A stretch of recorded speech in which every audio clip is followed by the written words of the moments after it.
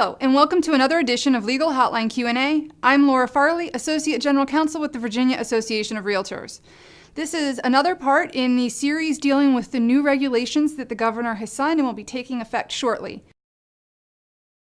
Okay, so there are a couple of changes to the unworthiness and incompetence section of the code. That's been changed, and it's now called Prohibited Acts. In addition to changing the title, they've now listed examples of what they consider to be a prohibited act under two of the subsections. The rest have already had these, but now failing to safeguard the public has examples, as does improper, fraudulent, or dishonest conduct. I'm going to highlight a couple of the bigger ones that, should be drawn to your attention under each of these sections. For a full list of everything that's changed, go to the VAR website and you can see all of the regulations and what was changed. So the first I'm going to talk about are the 4 things that I want to highlight under failing to safeguard the public. The first one is directed to the brokers, and it's if you fail to disperse funds from an escrow account according to the regulations, and that falls into one of 2 different situations.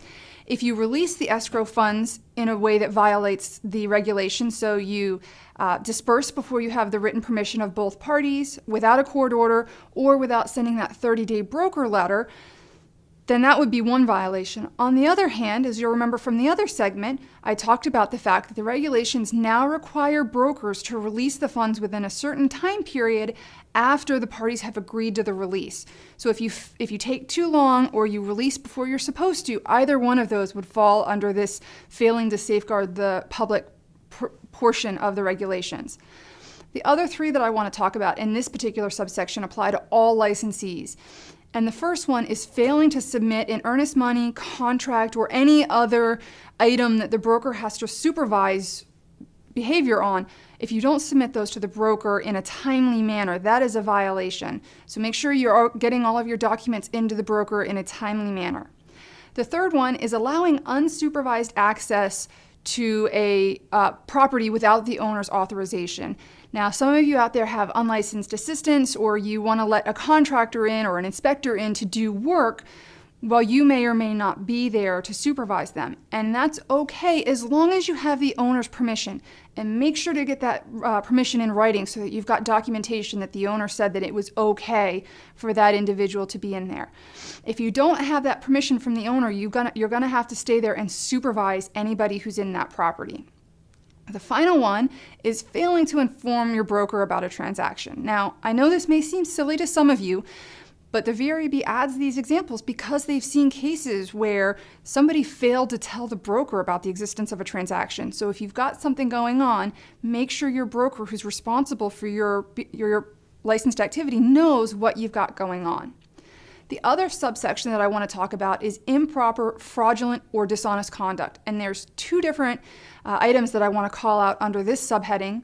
And the first one deals with submitting copies of the same earnest money check for multiple offers. And there are clients out there that say, well, I've given you a check for this much money. Why can't we use that same money for all of the contracts? And the answer is because that's not allowed. So if you have multiple offers, make sure you have an earnest money check for each of those offers.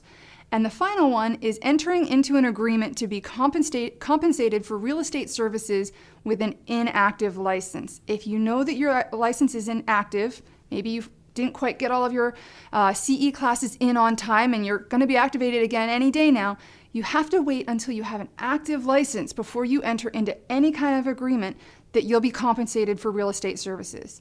So like I said, these are just the highlights of some of the regs. Keep an eye out for the other segments and go check out our website for the full list of what has changed. Thanks and have a great day, everybody.